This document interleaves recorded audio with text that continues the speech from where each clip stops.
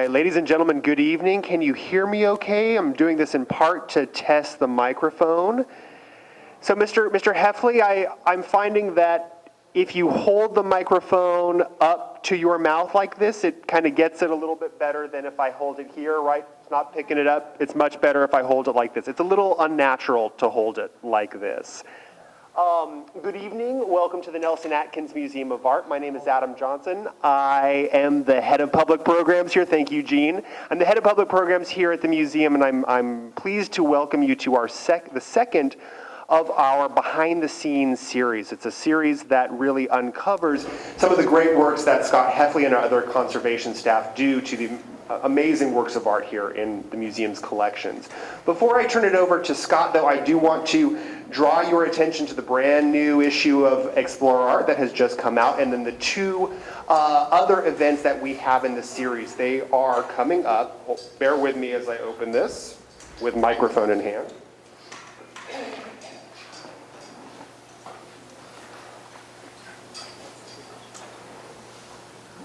The next one is on March 21st, and it's also going to be an in-gallery event. We're hosting it in Noguchi Court because that's just adjacent to the sculpture park. That particular behind the scene will focus on preserving and caring for the objects in our Donald J. Hall sculpture park. And we're having Alicia Halligan will be our speaker for that event. And then the series concludes in April on the 25th of the month with a talk by a relatively newcomer to our conservation team, Sayuri Lewis, who is our conservator of photographs. And she's going to be talking all about daguerreotypes, how to care for them with an eye specifically toward personal collectors, because daguerreotypes are one of those art forms that some of you in the audience may collect yourselves. So with that said, I want to turn it over now to Scott Heffley for the proceedings for tonight. Well, now that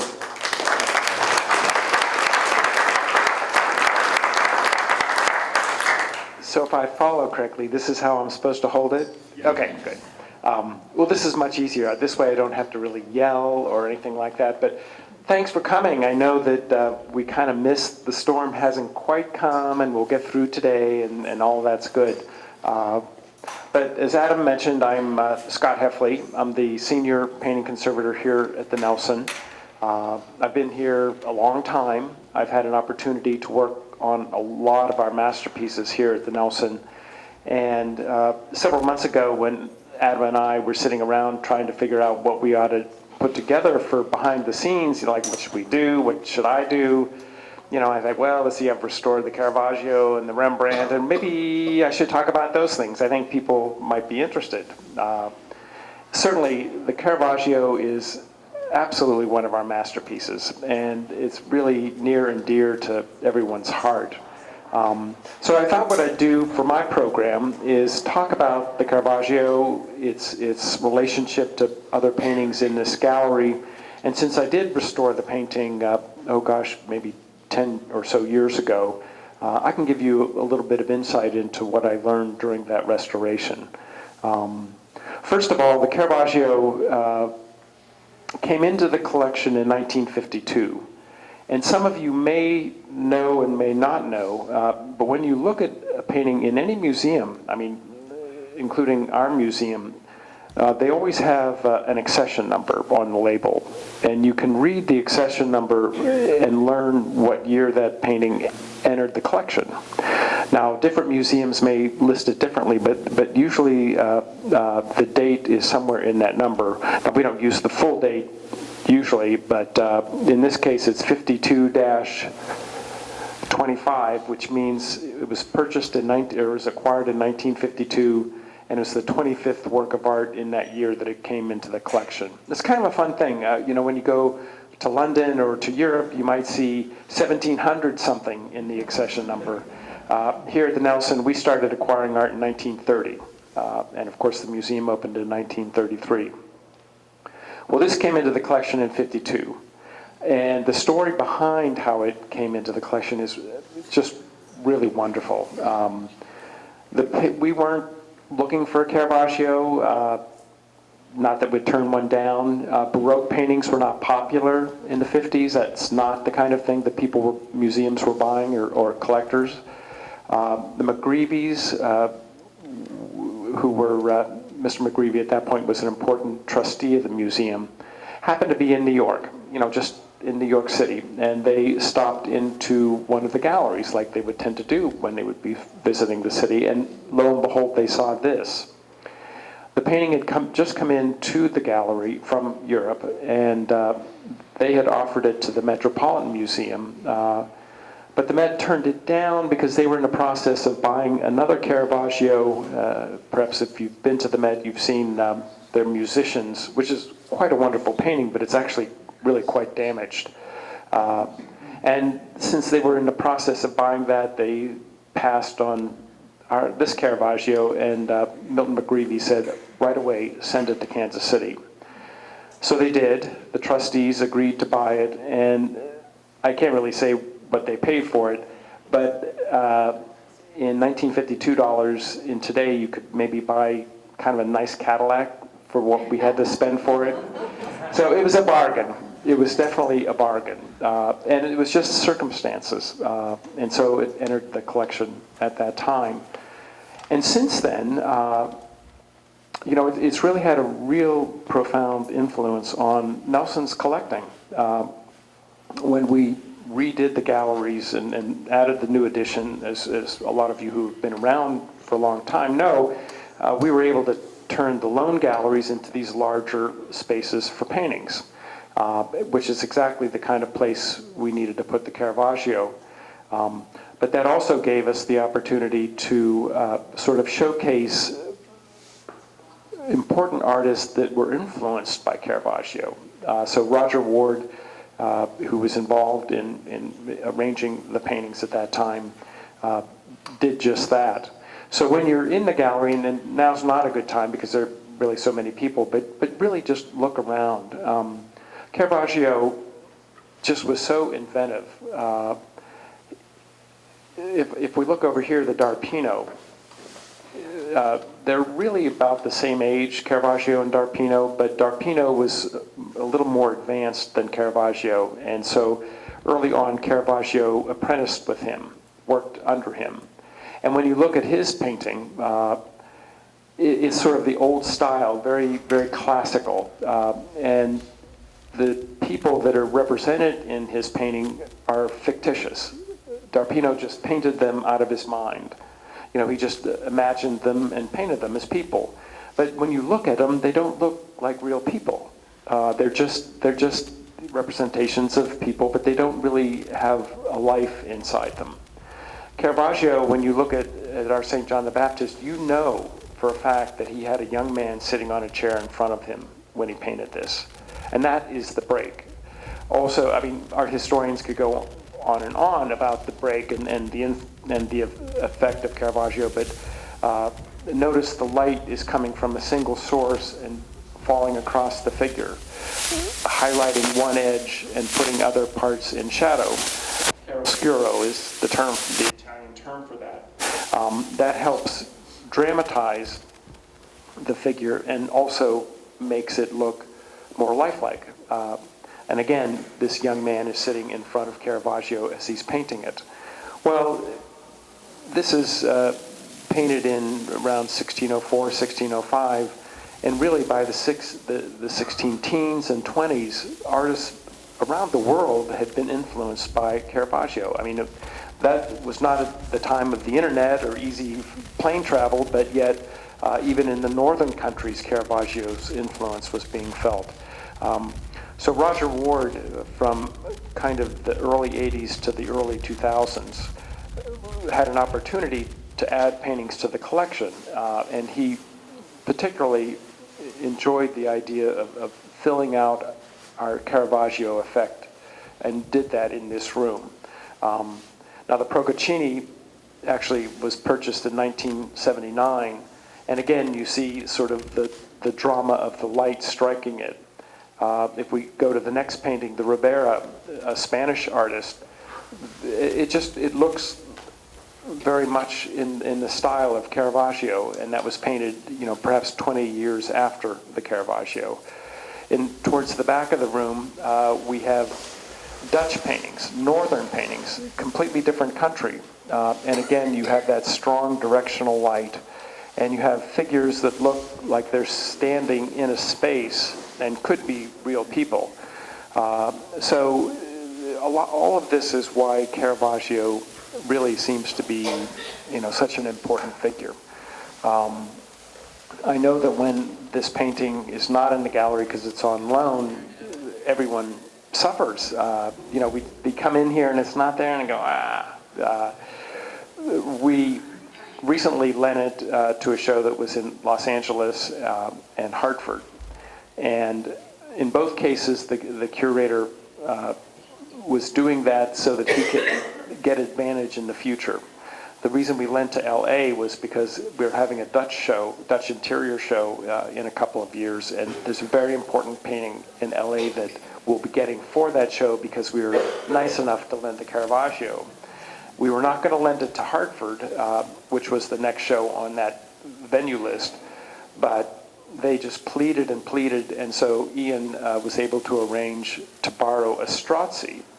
This is a painting by Strozzi, and you might remember seeing that in the gallery hang here for 2.5 months, which was a really wonderful experience because they're the same size, they're from the same cycle, a different saint, and to have those two together for 2 months was really terrific, and that was the price they paid for borrowing our Caravaggio. It's been out too much, and we're going to, I think, try to keep it here as much as we can for several years. We get requests for it all the time, and there's good reason for that. But gosh, about 10 years ago or so, I was asked to restore the painting, and of course that was a thrill. And the first thing that we conservators do when we restore a work of art is a very thorough examination. We don't do anything to the painting at first, we just look at it. And we examine it with the microscope, we examine it with ultraviolet light, which shows us different restorations that might have taken place in the past on the painting, the way it fluoresces in UV light or black light. We look at the painting with X-rays.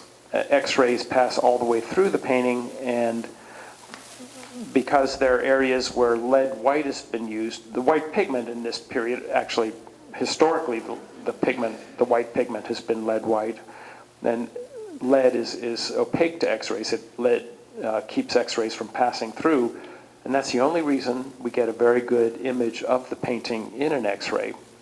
But the nice thing about X-rays, and I brought the composite X-ray of the Caravaggio down here to show you, that allows us to see artist changes. It allows us to see damages, things like that, that we wouldn't necessarily be able to see with an initial examination. We also have a very good binocular microscope that we can examine the painting with. And by binocular, I mean we look through both eyes at the same time as we examine with that microscope, and it allows us to see in 3 dimensions. And that's important because the surface of you walk up to a painting and you say it's a flat work of art, but it really isn't. The paint on that surface is very dimensional. And with the good microscope, we're able to identify areas of repaint or other damages and really see how the artist might have worked to apply that paint. Learn lots with that. We also have another tool, infrared reflectography. And again, we're using light, a different wavelength of light, but with that kind of instrument, you can shine light that has a high infrared content on it, and that light will penetrate the painting and be absorbed by carbon underneath. For instance, if the artist drew the image first before he painted it, we could see those lines, even though you can't see it with the naked eye, and that's then reflected into a special instrument that can perceive that. And And so we have all these tools to examine a painting, and this is what we do initially when we are first beginning a restoration project. And through that process of examination, I sort of think about what is necessary to restore it. So I write this all up. It's a very thorough written document as to everything I've learned through the examination. And at the end of it, I have a proposed treatment where I list the different things that I would like to do to restore it, to solve the problems that I've identified in the examination part of it. All of this is done in close work with the curator. The curator and the conservator are partners on any of these restorations, and really just about everything that we do. And that's an exciting thing for both of us, actually. And so in a lot of ways, conservation is kind of comparable to the medical field. A doctor will, if you come in with a problem, you don't feel well, you may have tests done, you'll be examined, and then there'll be a prognosis, and maybe even a regimen of some sort of medical regimen to help you feel better. Conservator does the same kind of thing. We do a lot of analysis and even use some of the same tools. So a good way to look at it is we're like medical doctors for physical objects, but not people objects. Of course, we're not paid like doctors, not at all, so don't worry about that. Anyway, so that is how we get to the beginning of the restoration. My examination of the Caravaggio was, of course, exciting, but what was especially exciting is that I found that it was in very good condition. In fact, surprisingly good condition. I'll invite you, when you're going through the gallery on your own, to look at it more closely. But another thing, when you're looking at a painting, you're not only looking at the image, but you might want to look at how the light reflects from the surface. As a conservator, I use that to sort of see different parts of the painting. And in the case of the Caravaggio, if you sort of look at it and move your head, you'll see kind of a line that's up along this edge, a straight line. And if you do the same thing at the top, the left side and the bottom, if you get the light right and kind of move around, you'll see a line that's about 2.5 inches away from the frame. You come over here, if you just keep doing it, you'll see that line, and the same on the bottom. Well, what that is the original stretcher bar crease. So when the painting was painted, it was painted on canvas, and it was on a stretcher, and it stayed that way for, 100 years, maybe a little longer than that. And during that time, with movement of air through the canvas, and just changes in relative humidity, and the fact that the canvas at that edge is kind of in close proximity to the edge of the wooden stretcher, it causes the paint to crack along the inner edge of that stretcher. And so that we call that a stretcher bar crease. And that only forms in the early years before the painting is lined. Now, what lining is when a canvas becomes old and weak, you have to attach it to another piece of fabric to have it strong. Once it's been attached to the fabric in a lining, then that stretcher bar crease won't form. Well, okay, in the Caravaggio's case, that shows me that this painting has not been cut down. Many of these paintings they're hundreds of years old. They've gone through lots of restorations. They've gone through wars. They've gone through different ownership, lots of things. And through all of those processes, one thing you want to wonder, has it been cropped? Has it been cut down in any way? And by seeing original stretcher bar creases around all four sides, that's really wonderful, because I know that the painting is the original size. And the Terbruggen, which is in the very back, the soldier with the feather hat and holding St. John the Baptist's head.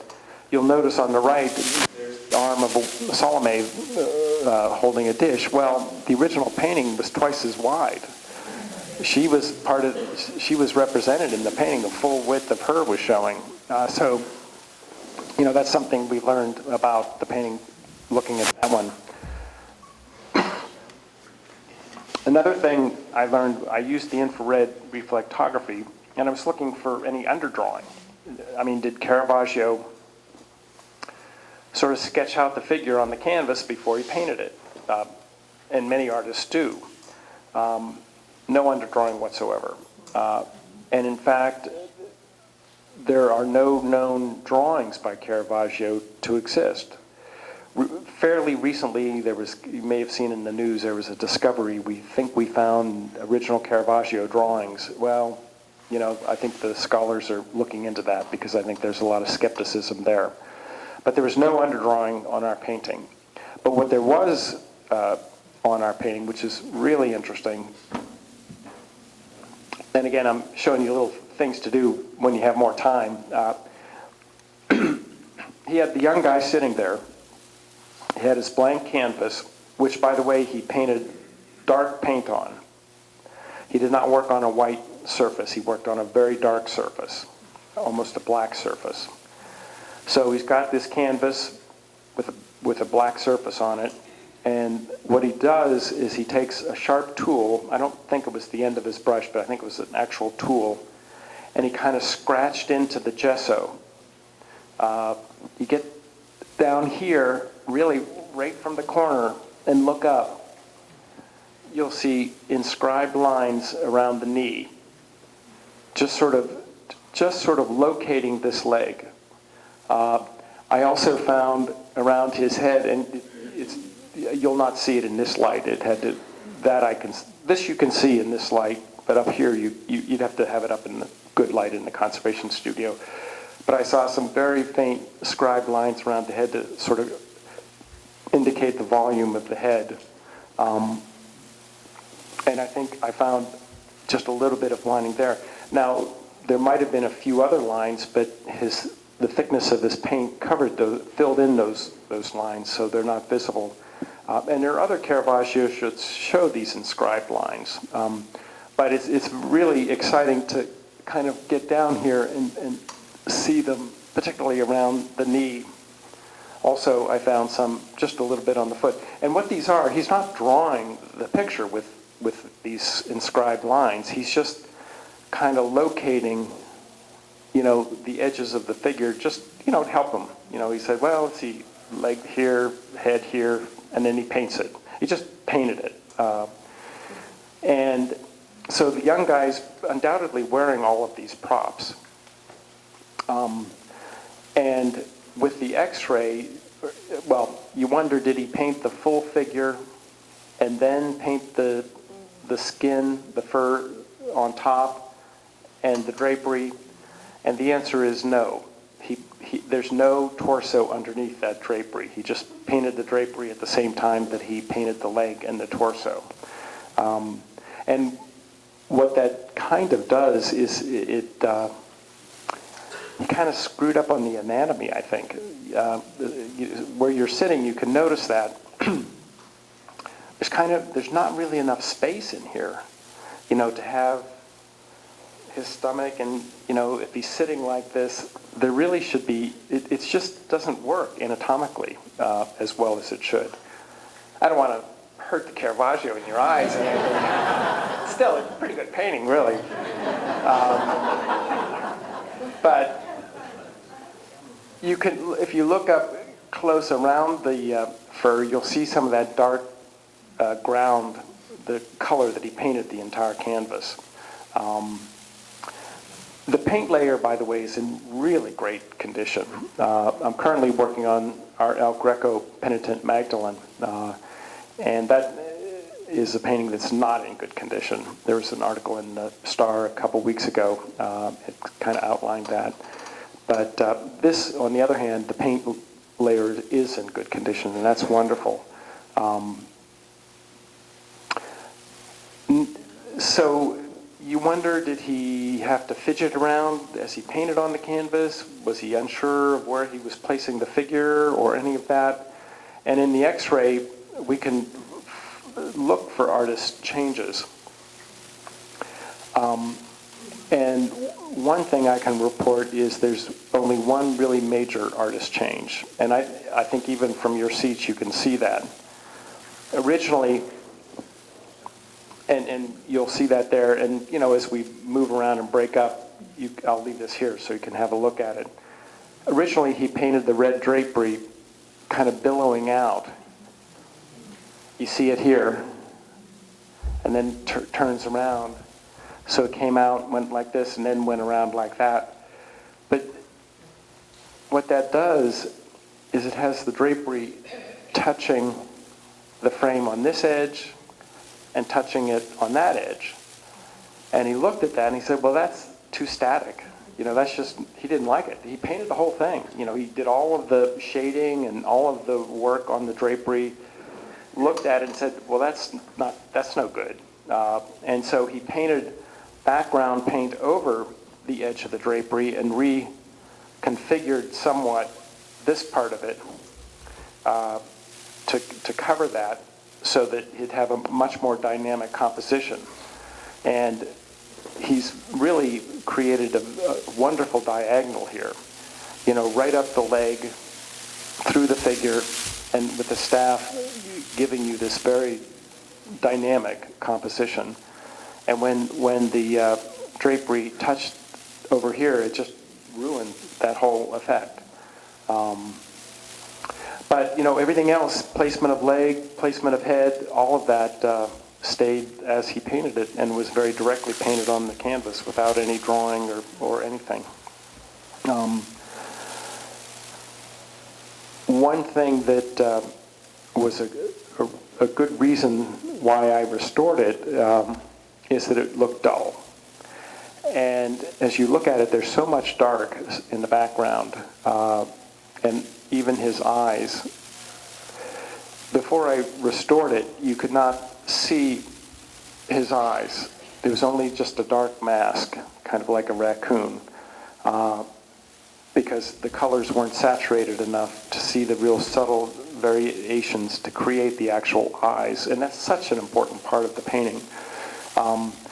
You saw that he had curly hair, but it was not differentiated from the leaves in the background. They just all sort of read together within the dullness of the varnish that was on it. You could barely see that this leg came back here. Obviously you saw the knee and you saw the bright spots, but the subtleties in the darks you could not see. So a big part of my restoration was to use varnishes and techniques to saturate the colors as best possible, so that so that you could see these subtleties, because that's such a big part of it. This brooding young man, if you weren't able to see just the subtle quality of his eyes, you wouldn't get the strength out of the painting. And seeing the leaves, even though they're very subtle and there's not a lot to see, that makes a big difference for him being in the woods. Really gives you that feeling. One thing I did find with, I think, the infrared image was that at first he was going to have a different kind of leaves in the background. They're oak leaves now, but before they were going to be kind of like a locust leaf, like a simple leaf, because there was one little branch that he painted, and it was a different type of leaf, and he painted over that to create more the oak. And our art historians could give us lots of reasons for that I'm not as aware of as they are. Another interesting thing, the staff with the cross that he's holding, and I don't know why, he just sort of ends it. It doesn't really sit on the ground, and it's not sitting on his drapery. It's just sort of ended, and maybe, I'm sure that was purposeful, and maybe there was some thought behind that he had. Another thing that I noticed while I was restoring it, there's a slightly and I see it better in like good natural light. It's a little harder to see down here. But this side of the red robe is just slightly different shade of red than this side. Now, part of that is, I mean, this leg is sitting out here and the robe is wrapped across it, and so it's getting direct light on it, so it would have a stronger reflection. But examining it thoroughly, it's just a slightly different shade of red, and he may have, painted this side pretty fully with one mixture of red, and then had a slightly different mixture of red that he painted here. Maybe it looked even closer when he finished it, but the two reds over time just changed a little bit. I mean, it's not much of a difference, but it is a slight difference, and makes you wonder why it is that way. There were some abrasions in different places throughout the painting.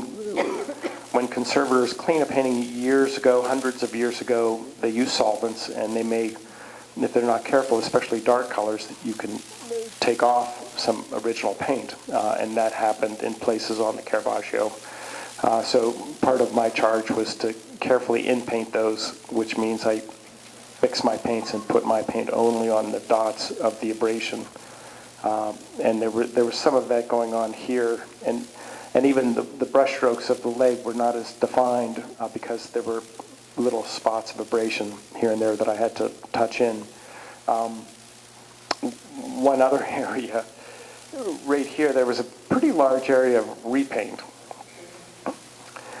And, again, this restorer, it must have been 100, 200 years ago, a long time ago, and they used oil paint.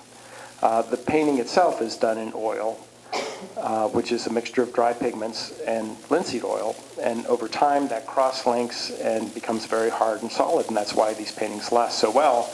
Well, the restorer used oil paint as well, and it just cross-linked and became very hard, and it was just difficult to get it off. And I could tell, using the microscope and even looking at the x-ray, that there was really a lot of original Caravaggio paint underneath there. So I tried different solvents and different solvent mixtures, and I came up with a gel, a mixture of solvents in kind of a thick gel. And I did tests, different tests with how much time was necessary for the gel to be in contact with the overpaint to soften it. Because I wanted to take it off, because I knew that there was good Caravaggio paint underneath. And this overpaint didn't match or look right. So I had it all worked out, and I wanted to do the entire area at one time. I didn't want to do little sections of it because I was concerned that these strong solvent gels would cause overlap. Where it overlapped, I might hurt the original paint. So I'm a little nervous. I've got it all ready to go. I've got my gels mixed. I've got my Mylar ready, and I spread it over the overpaint, and I put the Mylar on, and I had calculated it was going to be exactly 1.5 minutes of time before it was time to take off the Mylar and use a different solvent to take off the overpaint without hurting the original. Well, I just put the gel on and the Mylar, and the curator, Roger Ward, just happened to pop up, So he comes over, "Oh, what you doing?" And I'm standing there and watching, and I go, and I just turned up to him, I said, my face, "Roger, you're in my light." And I must have said it in just the right way, because he got the point and he got out of there. You can't be doing these incredibly delicate things with someone watching you. You just can't. When he's back in town, we joke about that. But it was great because it worked fine, and the damage that this big patch of overpaint was covering, there were just little losses. There were numerous little losses, and so they just slathered paint over it. Once I got that overpaint off, I was able to fill those tiny losses and just little dots to cover those up, and there's a real nuance to the color in that area, and I was able to get all of that back, which was quite wonderful. And there were in some of the leaves, there are glazes on top of the green to create the three-dimensional quality of the leaves, and those had been compromised in previous cleanings, and I, touched those in. But people, ask, all the paintings you've restored here is your best restoration to Caravaggio, your most interesting, and really wasn't the most interesting because the painting's in good condition. I mean, it was thrilling and it was wonderful to work on it and make all the examination discoveries that we did. But I've worked, like the El Greco I'm working on now is much more complicated and challenging. But that's a little run through on the Caravaggio, but I really sort of invite you to, and we're going to go in the other room and look at the Rembrandt as some paintings in there, and that'll be our program. But I really invite you to look around this room and think about how Caravaggio has represented this young man, and how the other artists have really taken what they learned from this artist really in a very short period of time, and it moved the whole field of artwork by a quantum leap. And how lucky we are here in Kansas City to have acquired. And this is really the best Caravaggio in the country and one of the best in the world. And whenever there's anything that gets close to a Caravaggio show, they're asking for it. And so we have to say yes sometimes and should say no more often than we do. Before we move in the other room, are there any questions about this? Yeah. I have two questions. You mentioned that he used the tool to scratch into the gesso. Did they have gesso as we might know it today? They did, and they had it even earlier on, sort of a calcium carbonate gesso. Now, the gesso we use today is, if you buy it at an art supply store, it's acrylic, it's a plastic gesso. But they had a more traditional gesso out of calcium carbonate. My other question is, you mentioned you use lead white, and I've seen in studying art history how that can often turn black. For example, in a lot of the Louis paintings, they've actually, the white is turned black. Have you ever had that experience? No. I know what you're talking about, and I remember reading about it, but there have to be special circumstances that lead to that. It's not really a general problem. And the gesso that is a more traditional gesso is the calcium carbonate, but the gesso, the ground that I called it gesso, but the ground Caravaggio would have used would have been a lead ground. And the oil paintings that we see here, they would have had a lead ground. The nice thing about lead, other than it's toxic, and they didn't know that back then, so they just used it like crazy. But it's a very strong material. It's a terrific material. It can expand and contract with changes in relative humidity and not crack. Eventually, oil paint cracks because over time it shrinks, and so it finally will crack.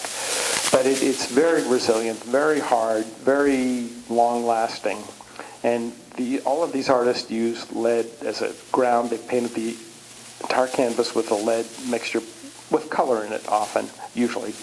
And then their paints, when you're thinking about painting something like this, there's white paint mixed with most of these colors. The red has white mixed with red. Of course, the flesh has a lot of white in it. Even the plants have white mixed in it. The darks would have much less white, but there's even some white there. So these paintings have been made with materials that are very long-lasting. And lead's really only toxic if you eat it or breathe it, although they probably did breathe it because they were grinding their own pigments and so on. I'm sorry, in the back? Yes, I got two questions. They both relate to time. One, you mentioned your initial survey and analysis of the painting. How long did that take you? Like a week, a month, a year? The examination, I would probably say a few weeks. Yeah, Okay. yeah.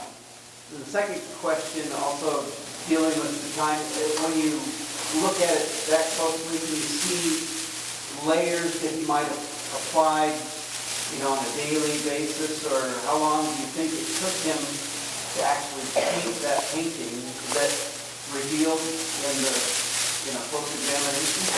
Well, sometimes you can tell, and sometimes you can't. When we look at the Rembrandt, I can, give you a feel for that. I mean, he's a very competent painter, so I think he didn't waste a lot of time. Now, this is a large, important painting, so I'm sure it took him months to do. I don't think he wasn't working on this over years. He was prolific. People wanted his work. He was successful. You know, this is a few years before he killed that guy, so he's kind of at a peak, and he was off the peak. Yes, the lady. Do you know the provenance of this painting after where they it was, had, and how that might have affected its good condition? Well, that's a good question. I personally offhand don't know that. I know that in the curatorial files they have whatever they have found. But the ownership, provenance relates to the chain of ownership. And that very much can relate to the good condition of the painting. It must have stayed sort of in a safe place for a good long time and wasn't maltreated. Now the two El Grecos that I've worked on were both had problem conditions. And does that mean that in Spain they're more problematic restores? Maybe it does. But we're very lucky that this is in such good shape. Yes? Does your restoration become part of, I guess, the record? I mean, you write it down and keep track of all that? Right, it's all written down, and I photographed before, during, and after restoration, so all those photos are in our file. And in 80 years, 100 years, when someone else might need to restore it again, they'll be able to go to the file and see what I did, what materials I used. And also one thing I didn't mention, the materials that we modern conservators use in restoring works of art are, as best they can be, reversible. So, in other words, I'm using this synthetic medium with my ink painting that'll take a very weak solvent to dissolve off, to take off with solvent. And the same with the varnish. So, in the future, it'll be very easy to remove my restoration, get right back to what's left of the original Caravaggio in this case.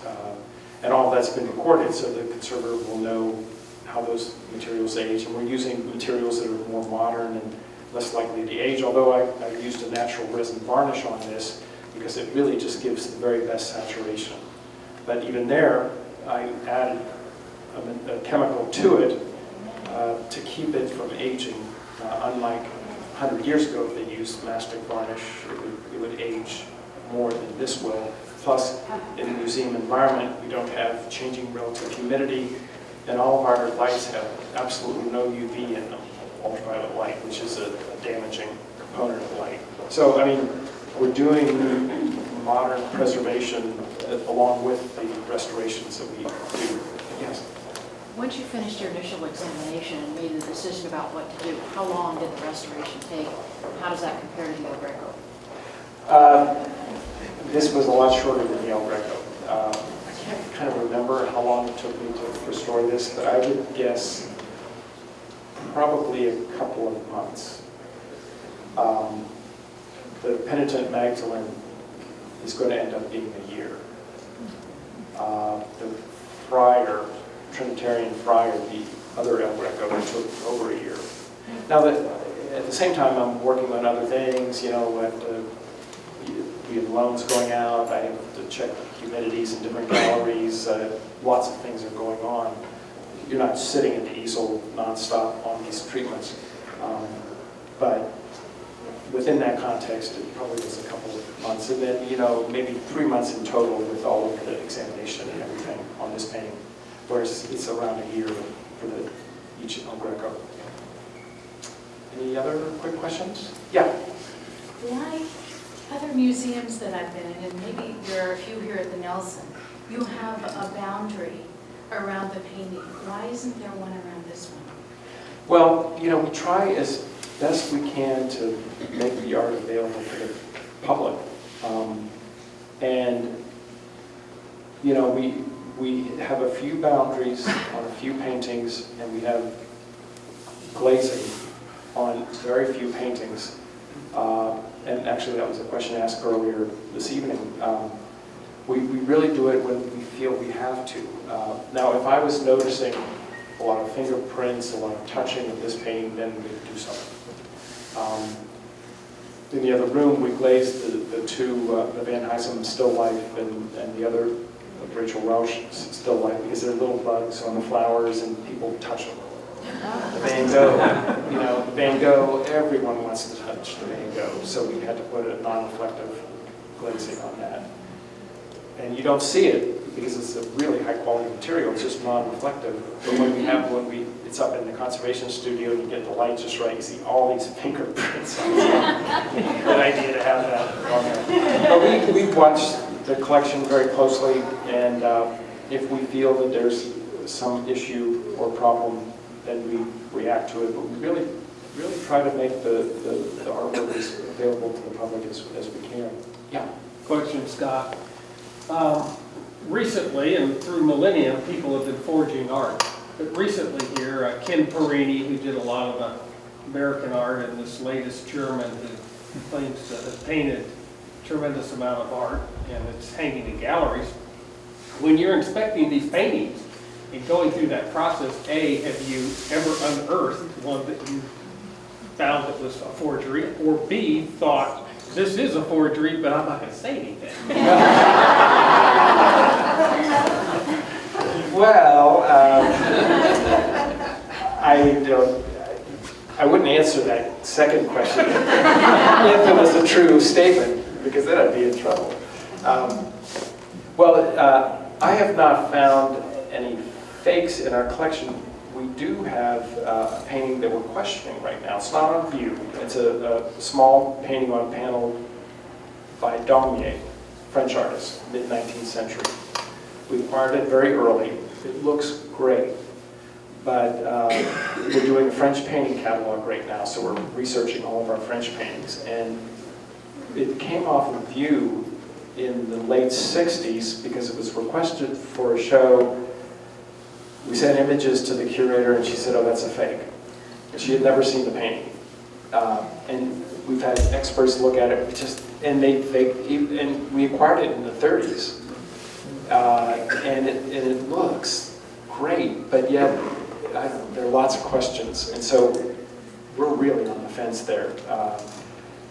And I think in the past, the museum has acquired some fakes. We had a Chardin famous bubble blower painting that was probably acquired early on, and it was easily determined that it was a fake. I say that before I was here. They sold it. It was not in the collection anymore. There was an American, early American portrait. Can't remember the artist. Not a name that I know right off. 18th century portrait that we bought, the Nelson bought. And the previous couple restorers ago, Jim Roth was restoring it. He probably x-rayed it, and there was a portrait of a woman underneath it, and the portrait of the woman is later than the portrait that was supposed to be on top. And so, working with the curator, they agreed, and he removed some of the surface portrait and revealed the woman's hand. So we have this great show and tell upstairs in conservation of this kind of dour-looking 18th century guy with a woman's hands. But that's not on view. But you know, we've had a couple of fakes around here, but none that I've personally discovered. Well, we have only kind of a very little time. If we want to scoot in the other room, look at the Rembrandt.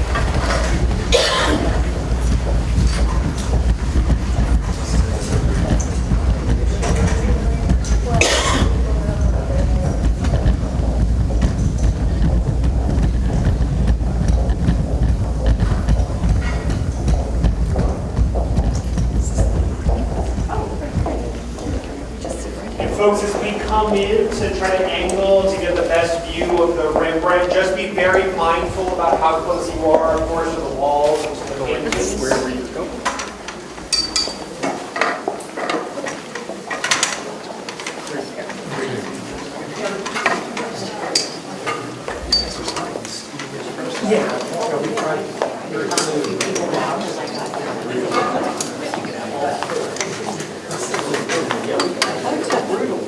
So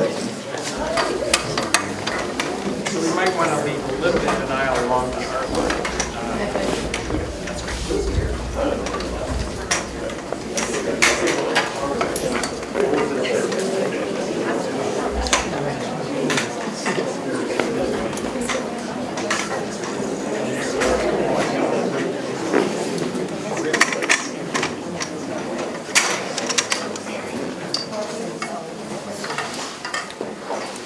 Well, our Rembrandt Portrait is another painting that I restored. Again, I should have checked the dates when I did, but it's been a number of years ago.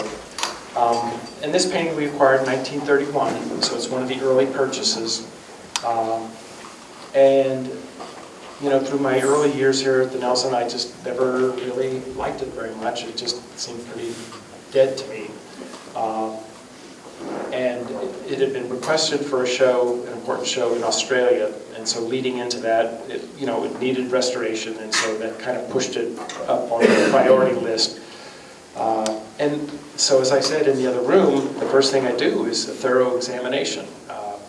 Well, this painting, the painting was bigger before. It was 3.5 inches taller, and it was the same width, and it was in a different frame.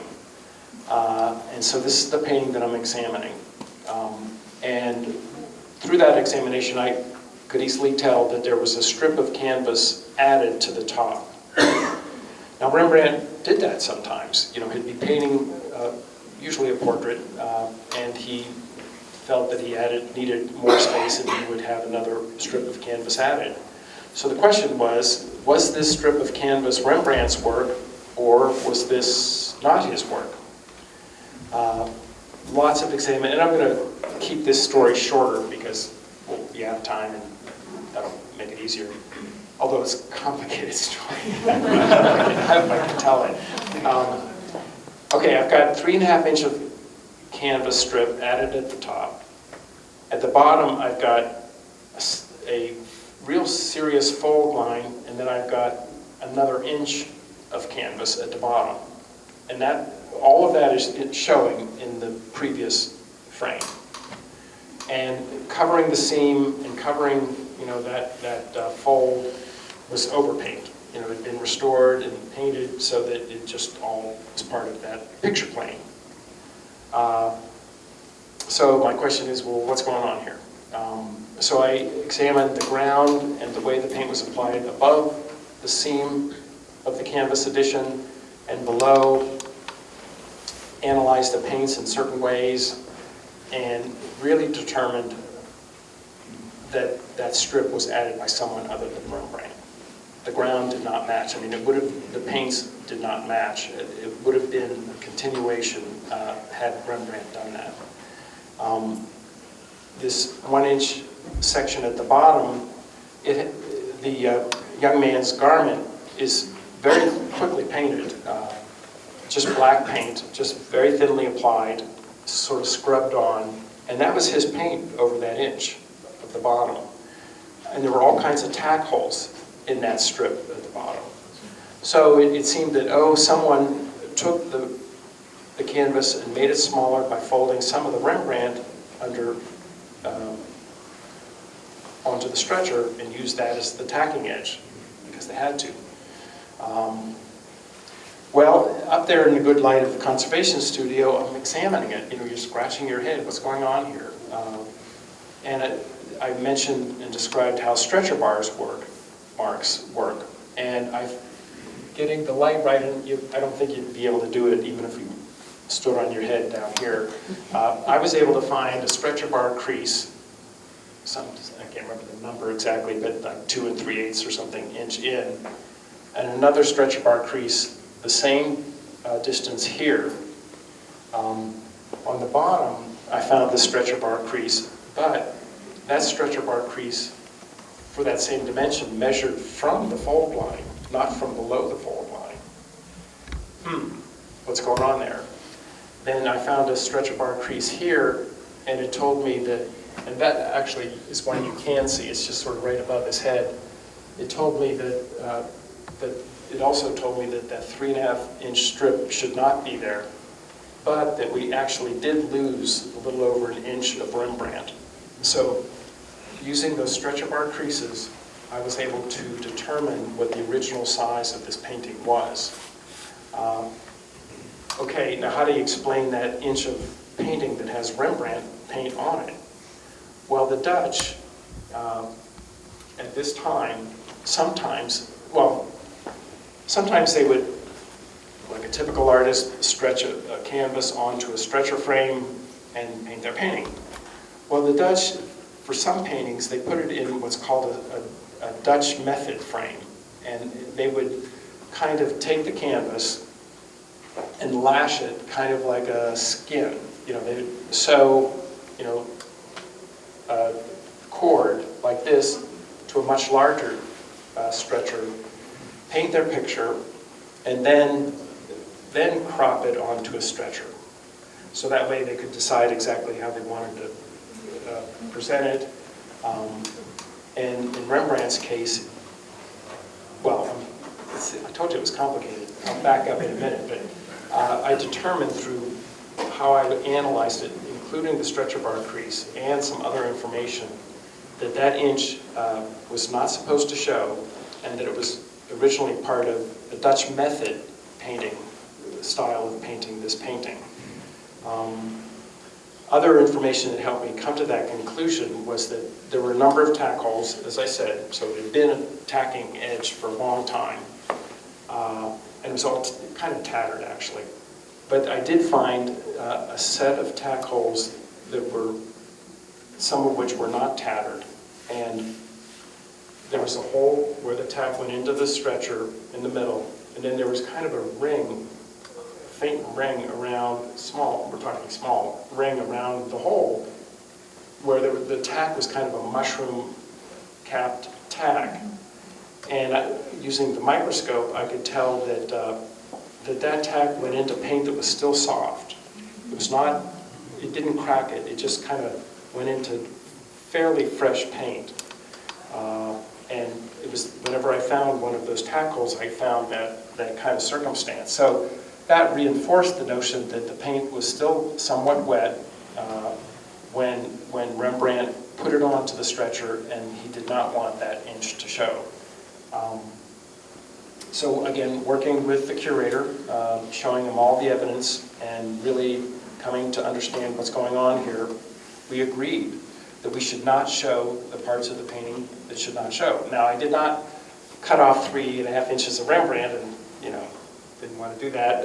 What we did was we took the frame that was on it off, and we had another frame made for the painting in the Dutch style that covers up that inch at the bottom, and we allow a little over an inch of that strip to show at the top, because that's the dimension that this painting should be, and we're covering up 2.5 inches at the top. Then I had to in-paint this inch and an eighth of Rembrandt at the top to match the Rembrandt.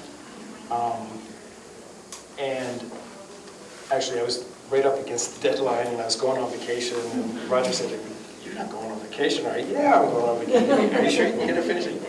I got it finished before I had to travel to Australia. So the painting, which I did not like before, made all kinds of sense now. Because you see, before, there was sort of a halo of light here, and a secondary halo of light here, kind of like car headlights, shining on this guy. Well, when it's properly cropped, this is directional light. And those Dutch interiors, they have tall ceilings, and they have tall windows, and they'd have shutters in the lower part, and then the light would be coming in from above, and so that light is coming down, striking the figure, and then just reflecting off the wall a little bit in the back. And when I removed all of this overpaint, I found, and you can see that when you look on your own time, really faint white lines right here that Rembrandt had painted, sort of suggesting the direction of light coming through the window. And while working on it, one of the questions in the other room is, can you tell how long it took the artist to work on a painting? Well, Rembrandt took very little time on this portrait. This is a late Rembrandt. It's painted in 1666, and he dies in 1669. So he's very competent with the brush. And he painted the face and the hair, and then he used the back of his brush or a tool to sort of help scratch, not inscribe like in the other room, but actually just sort of scratch curls into the wet paint of the hair while he was painting it. But some of those lines that he scribed in actually go into the cheek. So that tells me that face and hair were painted really within just a couple of days, because that paint would not be wet enough to do that if he had painted it over a period of even weeks. And as I said, the garment is painted very quickly, very thin paint, sort of scrubbed onto the canvas. So I think this portrait, but there was time involved, because he originally painted a small, kind of like a pilgrim's hat, you know, what we call a pilgrim hat, not a tall one. And this is the same period. And the pilgrims, you know, they came from the North Country. So originally he had a short little pilgrim hat on, and he decided he didn't like that. So, and this floppy hat is more of an artist's hat. The pilgrim hat would be a more formal hat, much like the Halls. There we go. Same period. Didn't like it, maybe it didn't look good, or maybe he wanted this familiar, or maybe this was a friend or someone he knew. But he covered over it and painted the floppy hat. And then right up here, there's a little edge of that pilgrim's hat showing, and he painted it out. He used paint that does not quite match the background paint now, and may have matched better then, but that's his paint, and you can see just a little bit of the pilgrim hat showing through up there. So, you know, there was enough time for him to make that change, but in the actual execution of the face, it was very quick. Now, knowing our art history, at the end of Rembrandt's career, you know, he doesn't have much money, he's in debt, he's sad, you know, he's painting these self-portraits that are all introspective and sullen and they're wonderful. But here, in his late period, he paints a very bright portrait. So maybe this was a commission, and he wanted to make it a pleasant portrait for whoever was commissioning it, or maybe it was a friend. But it was sort of nice to see a bright moment in his kind of dark last few years.